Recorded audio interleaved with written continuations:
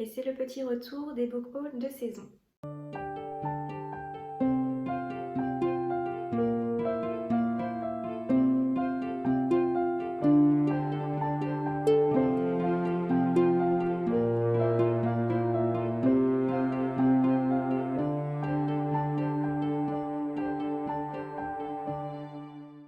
Bonjour amis des livres, c'est la chaîne du Cactus qui lit. Le printemps est là et donc l'occasion pour ma chaîne de faire le traditionnel book haul de saison. Et c'est parti avec le premier livre, Terre-Mère d'Ursula Le Guin. Il s'agit de l'intégrale éditée chez Le Livre de Poche. Et pour l'avoir déjà commencé un peu, eh bien c'est très bien d'avoir une intégrale au format de poche. Mais par contre, la qualité du papier laisse à désirer. J'ai souvent 2 pages qui se collent ensemble quand je tourne les pages, mais mis ça de côté, je me suis enfin lancée dans cette série. J'étais déjà allée le chercher une première fois en magasin, mais quand j'ai commencé à lire le résumé et que ça commençait par Jed, éleveur de chèvres, je me suis dit oh non, encore. Du coup, à la place, j'avais pris de l'autre côté du rêve de la même auteure, mais plus tourné science-fiction et que j'avais aussi beaucoup apprécié. Mais après pas mal d'éloges d'amis et de connaissances, je me suis enfin décidée à retourner au magasin pour aller prendre Terre-Mère. Donc comme je l'ai dit, j'ai déjà commencé un peu à le lire. Et comme je le pensais, on est sur un début d'histoire avec un schéma assez classique. Donc j'espère être plus surprise par la suite. Pour un résumé, on a donc Jed, éleveur de chèvres, qui va devenir mage. Mais comme au début de l'histoire, il est un peu stupide, il va réveiller des forces qu'il aurait mieux fallu laisser tranquilles. Le deuxième livre de ce book haul est Le Nom du vent de Patrick Rothfuss. Un autre gros titre de la fantasy, le premier tome de la trilogie des chroniques de Tueurs de Rois. Je l'ai pris en livre audio car en ce moment j'ai un peu du mal à dégager du temps pour la lecture. Donc j'espère que par ce biais ça me remettra en selle pour avoir envie de lire.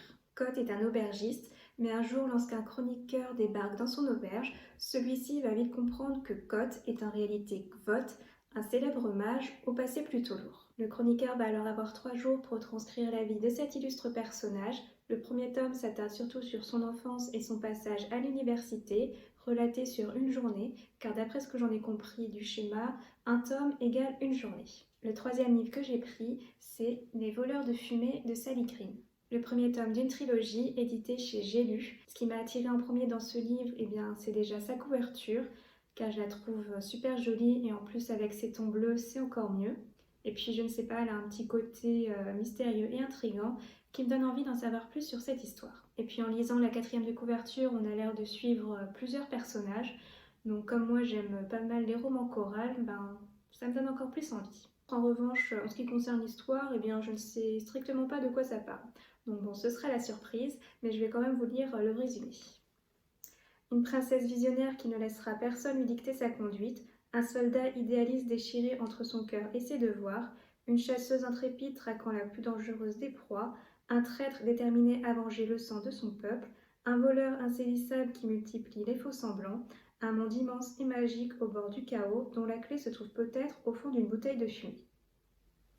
Le 4e livre de ce book haul, eh bien, c'est la suite d'un livre que j'ai lu et c'est Les Maîtres Jeans, le tome 2, Jeans de Kellyanne Ravencroft. J'avais beaucoup aimé le premier tome et là j'ai hâte de retrouver Idriss et Célan. En plus, là aussi on a une belle couverture dans les tons bleus, donc quoi demander de plus? Les Maîtres Jeans, c'est donc une saga de fantasy queer et orientale. Queer parce qu'on a un personnage non binaire et oriental parce que c'est très inspiré par la Perse et les pays arabes. Puis on a aussi toute la magie et le folklore de cette région qui l'accompagnent. Dans ce tome, Idriss et Célan sont en route pour Jeb, le berceau des jeans, un endroit qui pourrait aider Célan à apprivoiser ses nouveaux pouvoirs. Mais les complots et les manigances du palais ne sont jamais bien loin et vont vite les rattraper. Le 5e livre que j'ai pris pour ce book haul sous le signe du printemps, c'est Le Palais des Automae de Nina Varela.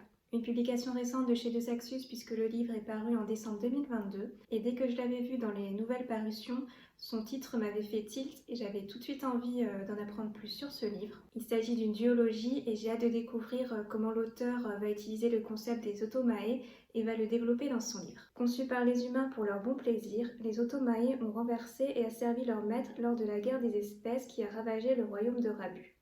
Ils se sont appropriés les domaines de leur ancien propriétaire et les contrôlent désormais d'une poigne de fer.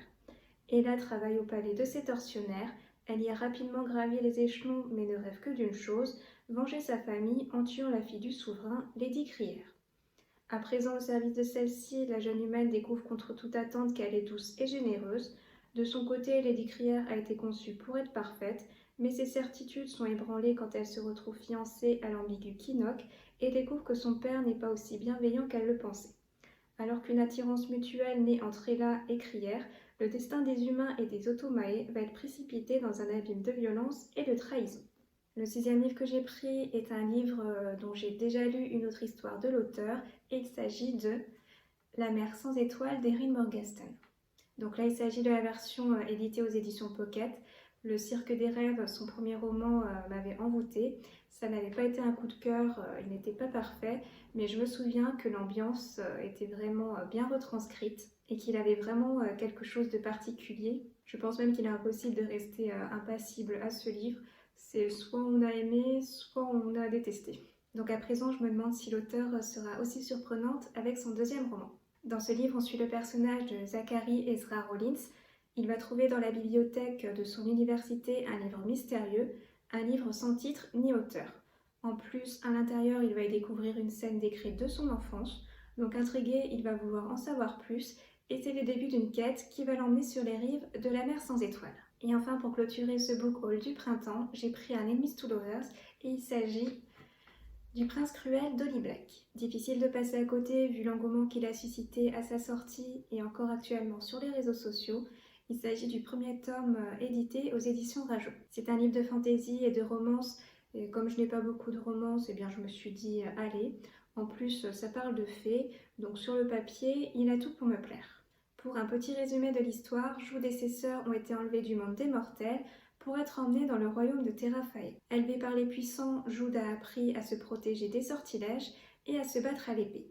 Mais sa condition d'humaine fait que tous les jours, elle subit les insultes et les moqueries, et parmi ses détracteurs, il y a le prince Cardan, le plus jeune des héritiers de la couronne. Celui-ci semble bien décidé à lui nuire, mais Jude est prête à tout pour faire sa place au sein de la cour. Voilà, cette vidéo est terminée, je vous remercie de l'avoir visionnée. Si vous avez des suggestions de livres à me faire, n'hésitez pas à les mettre en commentaire.